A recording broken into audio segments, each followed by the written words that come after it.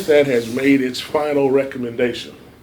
And that recommendation included a number of things, but that which you were probably most interested in was to lower the accreditation of the district to accreditation probate, as well as to remove and replace the board of trustees of the district and replace it with the board of managers.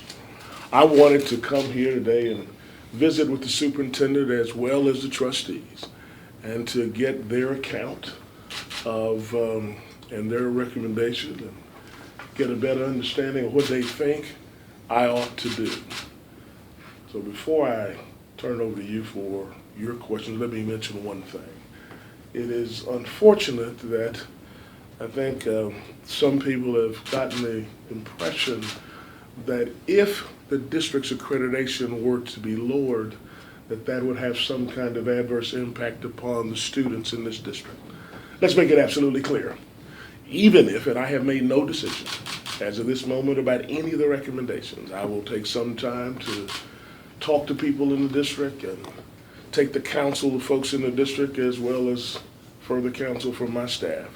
But no matter what decision I make, if I were to make the decision to lower the accreditation of the district, that in no way, absolutely, positively would adversely affect a youngster holding a Beaumont ISD diploma.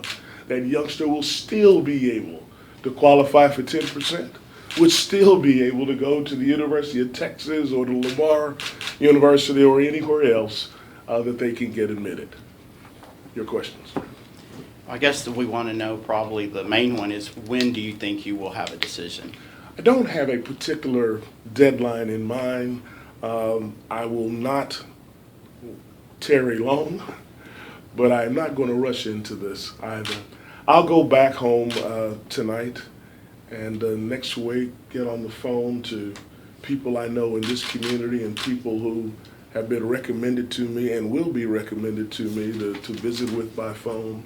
We are going to try to arrange for some kind of electronic conversation with people in the community, perhaps a teletown hall or something of that nature, so that the larger populace, if they desire to do so, can give me their advice and counsel as well. How often have you done this kind of thing where you come to a community and in the kinds of situation, if there is another situation like Beaumont's?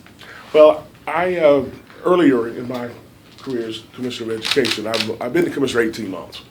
And so I guess it's been about 6, 7, 8 months ago, maybe longer, that I instituted a board of managers in El Paso ISD.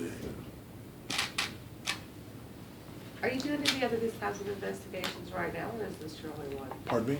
Are you doing any other types of investigations like this now, or is this your only one? At Beaumont ISD?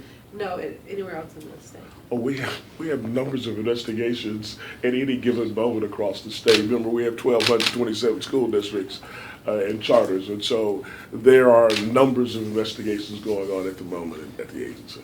Mr. Williams, have you ever seen anything? I know the media sent you stuff, or the community sent you stuff, teachers have sent you things, your team has received stuff from BISD directly.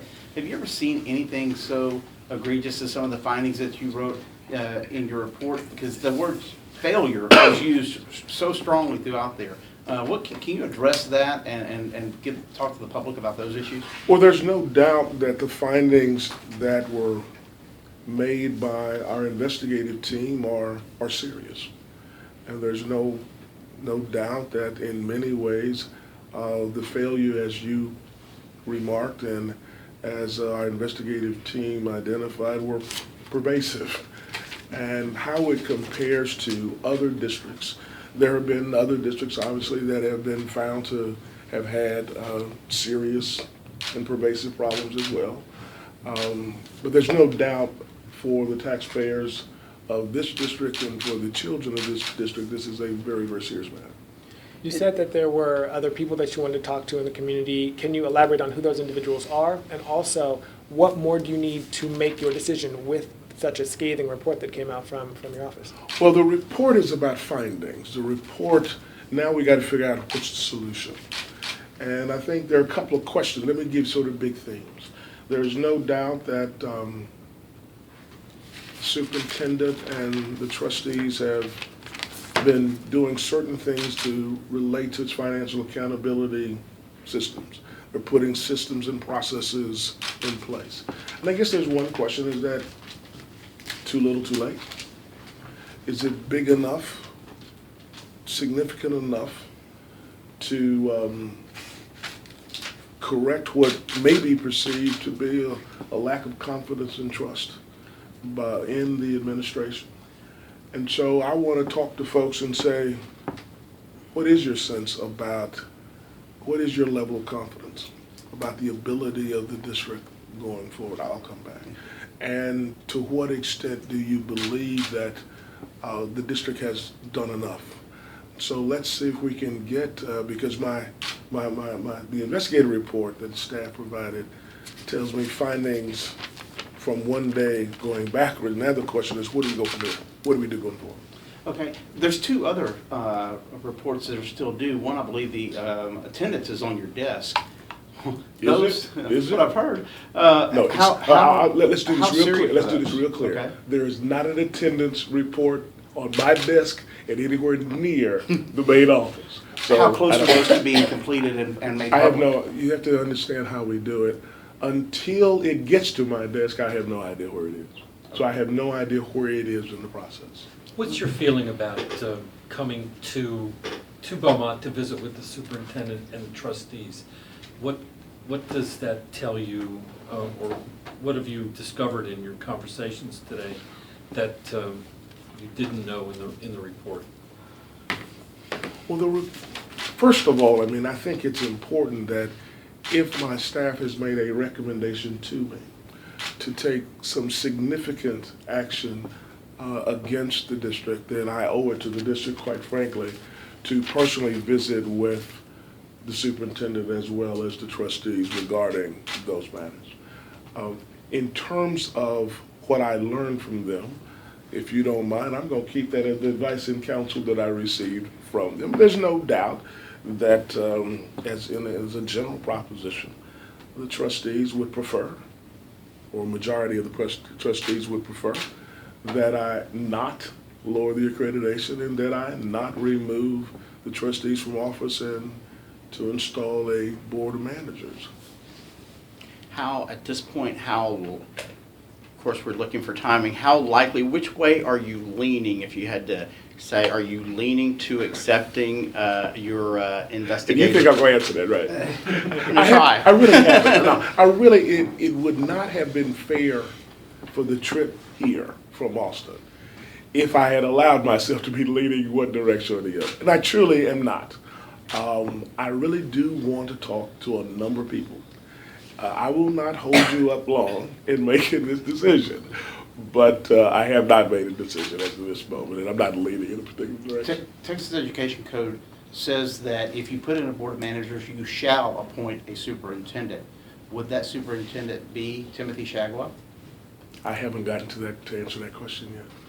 As far as this particular trip, there was been some talk that there was this trip already scheduled, or that there were plans to visit BISD before the report came out. Is that true, or is this trip solely for after the report? I'm not aware of me having on my calendar. We may go back and check the scheduler, but I'm not aware that we had a trip planned before this. There had been a desire to come to Beaumont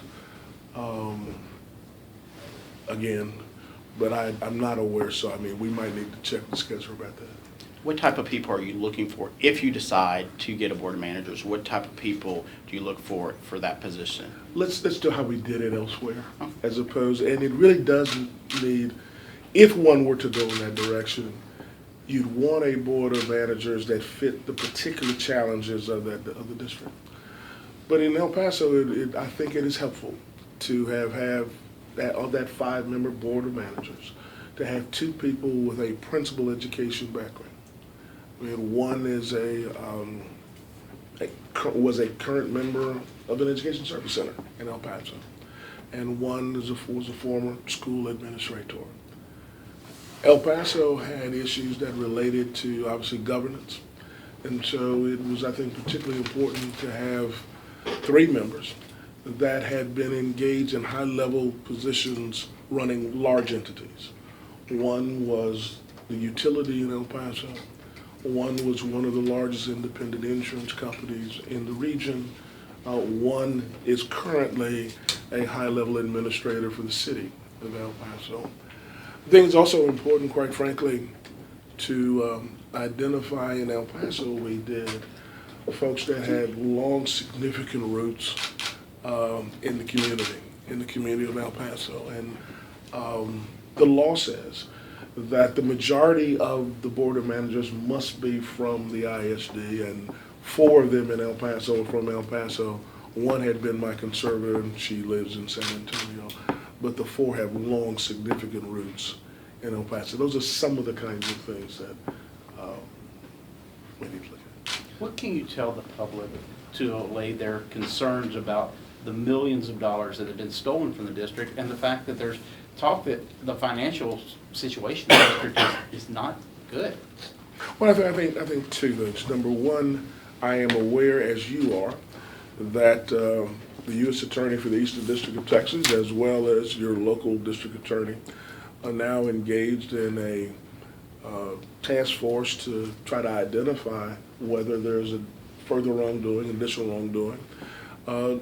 But I think also, sort of going back to the question, if I were to make that decision, there will be people who have significant experience in running, particularly on the financial side, large entities, and would be able to put in place the kinds of systems and controls and procedures such that we could protect the taxpayers' dollars and get on about the business that's the most important business. That's the business, the enterprise of educating children.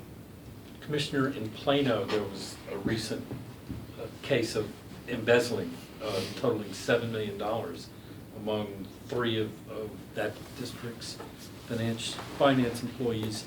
Do you think that all of Texas school districts might have a problem with financial controls?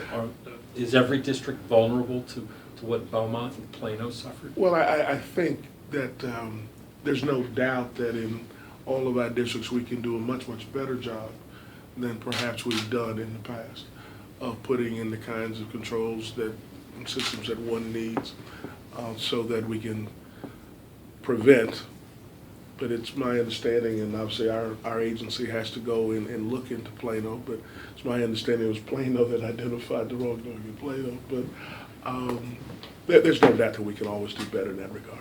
Can you go back and talk a little bit more about those community forums that you were planning on having in the near future? I mean, the Telewan? Correct. Well, we're thinking about how to do that. I mean, oftentimes in these circumstances, one ends up talking to the sort of elected or the putative leaders of the community, but I'd like to hear from moms and dads, and grandmas and grandpas, and guardians, folks that may not normally have the opportunity to weigh in on an issue of this size, but it is an issue of great importance to them because it's their children that are in BISD, and they might have something to say. So I want to give them an opportunity to do it. Have you done a teleconference before? I have not done a teleconference. I was a commissioner. I've done several as a politician. So, but I have not done one as education commissioner. Have you seen,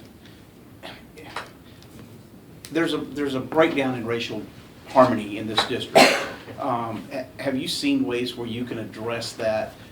Because we have it at every school board meeting where we have issues that come up.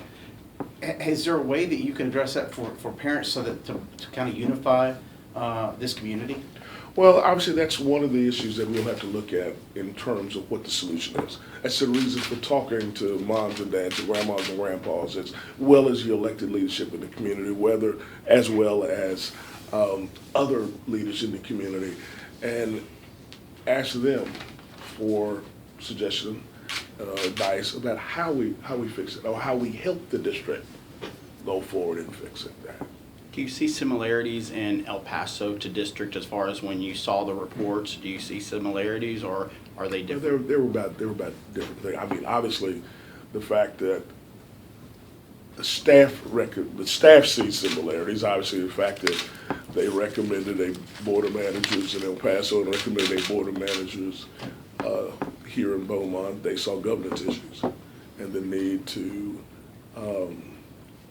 positively impact the way governance was provided. So the staff saw indeed similarities.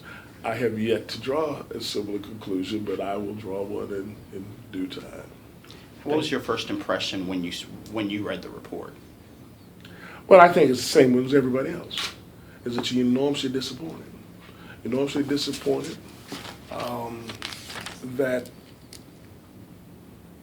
the taxpayers' dollars were handled in such a inappropriate and to some extent lackadaisical way. And I think that would be the conclusion drawn by anybody who read the report. Thank you, Commissioner. Appreciate it. Thank you, nice to meet you. Thanks, guys. Thank you. Thank you. Thank you. Do you know how to get your information back?